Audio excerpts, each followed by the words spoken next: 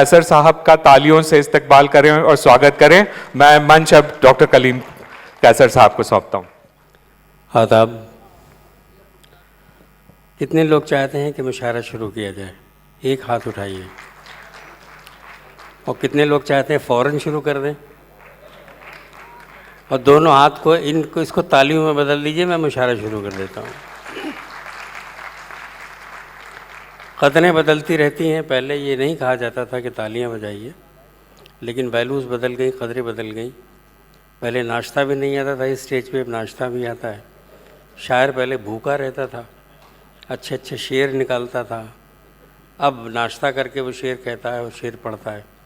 बहरहाल ये वक्त की और माहौल की तब्दीलियां हैं। शायरी इससे निपटना अच्छी तरह जानती है। अभी जब शुराए कराम अपना कलाम पढ़ेंगे तो आपको ये अंदाज़ा हो जाएगा कि हमने सफ़र कहाँ से शुरू किया था। जनाजा रोक के मेरा वो इस अंदाज से बोले, गली मैंने कही थी तुम तो दुनिया छोड़े जाते हो।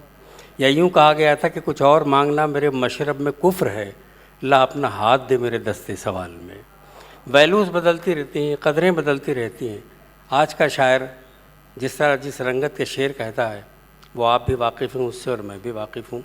यहाँ हमारे कई बुज़ुर्ग बैठे हुए हैं, मोहतरम रिजवान साहब बैठे हुए हैं, हमारे अतर नबी साहब बैठे हुए हैं और बहुत से लोग हैं, आसफ़ा ज़मानी साहिबा, रिजवान भाई, सैयद रिजवान अहमद साहब सेक्रेटरी, बहुत से लोग हैं। बहुत से लोग मैं देख नहीं पा रहा हूँ। असल में ये लाइट सिर्फ हम लोगों को देखने के लिए रखी गई है, हम आपको देख सकें इसका कोई इंतज़ाम नहीं है। कुछ लोग तो जो मुझे दिखाई दे रहे हैं वो अच्छे लग रहे हैं, पीछे जो खाली कुर्सियां हैं उस पर लग रहा है गमले रखे हुए हैं जो बच गए हैं। लेकिन ये अंदाज़ा हो मुझे कि मैं देख सकता हूँ, उधर भी अगर थोड़ी रोशनी कर दी जाए तो बहुत अच्छा है। मैं मुबारकबाद पेश करूँगा साहिब सदर जनाब वासिफ़ फ़ारूक़ी साहब की इजाज़त से कि मुशायरे में ताख़ीर हो गई है, बहुत ज़्यादा गुफ्तगू ना की जाए। 10:30 बजे तक मैक्सिमम ये हॉल भी मेरे पास है। शुराए कराम से मैं दरख्वास्त करूँगा कि वो अपना मुंतखब कलाम पढ़ें ताकि हम अपने वक्त से ये हॉल छोड़ दें। मैं मशकूर हूँगा उनका ज़ाती तौर पे। मलिकज़ादा साहब का एक जुमला याद आता है कि बाज़ शख्सियतें मैखाने में जाकर पीती हैं, बाज़ जहाँ पी लेती हैं वहीं मैखाना बन जाता है। जब मैं हेल्प यू के बारे में और जनाब हर्षवर्धन जी के बारे में सोचता हूँ तो ये कहता हूँ कि इनके नाम के मानवियत जो भी हो, लेकिन हर्षवर्धन का जो मैंने जो मानी निकाले हैं वो ये हैं कि खुशी को बढ़ाने वाला, खुशी को बांटने वाला, खुशी को बिखेरने वाला। और मैं ये देख रहा हूँ कि हर्षवर्धन जी ने जो जिस शख्स के पास इतना हो कि वो अपने से और पूरे आधे अपने समाज के जो आसपास के लोग हैं सबको खुश रख सके, वो अदब से इस कदर मोहब्बत रखे, अदब से इस कदर ताल्लुक़ रखे, यकीनन कोई ना कोई बात उसमें ज़रूर होगी। मुझे एक वाक़या याद आता है, जब मैं 1981-82 में यहाँ आया लखनऊ यूनिवर्सिटी में पीएचडी करने के लिए। वो शोबे की चपगलिशों की वजह से मैं यहाँ से पीएचडी नहीं कर सका, मुझे जयपुर जाना पड़ा। तो मैंने मलिकज़ादा साहब का एक क्लास ज्वाइन किया। वो पढ़ा रहे थे कि अदब हम क्यों पढ़ते हैं। वो ये था कि एक अंग्रेज़ अपनी नई नई शादी करके हिंदुस्तान आया था अपनी बीवी को लेके, और उसने बीवी ने ये ख्वाहिश ज़ाहिर की कि मुझे आगरा देखना है, ताजमहल देखना है। वो लेके गया। ताजमहल देख के जब वो बाहर निकल रहे थे दोनों, तो शौहर ने बीवी से ये पूछा कि ये बताओ तुम्हें ताजमहल अच्छा लगा? उसने कहा मुझे ताजमहल इतना अच्छा लगा है, इतना अच्छा लगा है कि अगर कोई ये वादा करे कि वो मेरे मरने के बाद ताजमहल बनवाएगा तो मैं अभी जान देने को तैयार हूँ। वो खामोश हो गया। अखबार वाले साथ साथ चल रहे थे। उन्होंने दूसरे दिन अखबार में ये ख़बर शाये की। एक लड़की जो हमारे साथ पढ़ती थी उसने उस ख़बर को जब पढ़ा और पढ़ के मुझसे कहने लगी कि कलीम, ये अंग्रेज़ औरत जज्बाती है तक ख़तरनाक थी, ये पागल थी, अगर इसकी जगह मैं होती तो कभी ताजमहल पे जान नहीं देती। इसलिए कि ताजमहल की उम्र ही कितनी है, 100 साल, 200 साल, 500 साल, 1000 साल। एक दिन माहो साल की गर्दिश और दिनों रात का चक्कर इसे नेस्त नाबूद कर देगा, दुनिया से इसका नाम मिट जाएगा। अगर मुझे मरना होता तो मैं गालिब के किसी शेर पे मर जाती, मीरा के किसी चौपाई पे मर जाती, मीरा के किसी भजन पे मर जाती, कबीर के किसी दोहे पे मर जाती, ताकि जब तक हिंदी और उर्दू अदब रहता, साहित्य रहता, लोग मेरा नाम इज़्ज़त व एहतराम से लेते।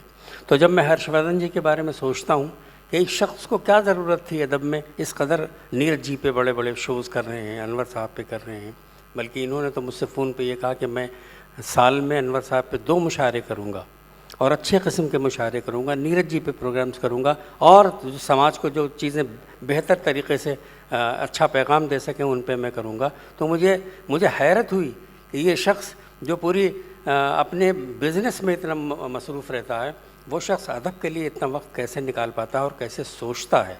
तो फिर मलिकज़ादा साहब का वो जुमला याद आता है कि बाज़ लोग मैखाने में जाकर पीते हैं, बाज़ जहाँ पी लेते हैं वही मैखाना बन जाता है। तो मैं हर्षवर्धन भाई को बहुत बहुत मुबारकबाद पेश करता हूँ। तकरीर लंबी नहीं करूँगा इसलिए कि इज़्ज़त व आबरू ख़तरे में पड़ सकती है। गोरखपुर के एक शायर थे तशना आलमी, जो बाद में रिजवान भाई लखनऊ में आके बस गए थे और यहीं इंतकाल भी किया उन्होंने। उनके 4 मिसरे हैं कि शऊर व फ़िक्र के जौहर दिखा नहीं सकते, शऊर व फ़िक्र के जौहर दिखा नहीं सकते, सुनहरे तार बदन पर सजा नहीं सकते, जो कीड़े रेंगते रहते हैं नालियों के करीब, वो मर भी जाएं तो रेशम बना नहीं सकते। रेशम बनाने के लिए शऊर होना चाहिए, एहसास होना चाहिए, ज़िंदगी होनी चाहिए, और ये हर्षवर्धन जी ने करके दिखा दिया। लोग सोचते रह जाते हैं, उस शख्स ने करके दिखा दिया।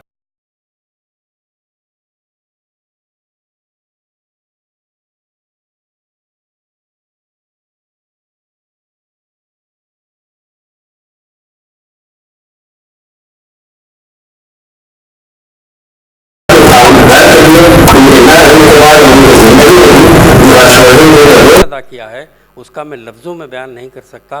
कभी तन्हाई में आप उनसे मिलें, उनके बच्चों से मिलें, तो किस कदर मोहब्बत से उनकी सरपरस्ती की है, कहाँ कहाँ उनकी ज़रूरत थी, हर्षवर्धन जी वहाँ खड़े रहे हैं। इसलिए इस इंसान को, इंसानियत नुमा फरिश्ते को मैं बहुत बहुत आदाब करता हूँ, बहुत बहुत सलाम पेश करता हूँ। आइए मुशायरे की तरफ।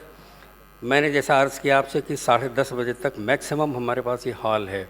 शुअरा कराम मेरे पास 18-17 हैं। तो मैं सबसे गुजारिश करूंगा कि अपना मुंतखब कलाम पढ़ेंगे ताकि मुशायरा भी हो जाए और आज की रात भी खूबसूरत हो जाए, ये माहौल भी खूबसूरत हो जाए। बहुत खूबसूरत शेर हमारे एक दोस्त ने कहा कि हमारे खून के प्यासे पशेमानी से मर जाएं, हमारे खून के प्यासे पशेमानी से मर जाएं, अगर हम एक दिन अपनी ही नादानी से मर जाएं। हमारे खून के प्यासे पशेमानी से मर जाएं, अगर हम एक दिन अपनी ही नादानी से मर जाएं। बना रखी है दीवारों पे तस्वीरें परिंदों की, वगरना हम तो अपने घर की वीरानी से मर जाएं।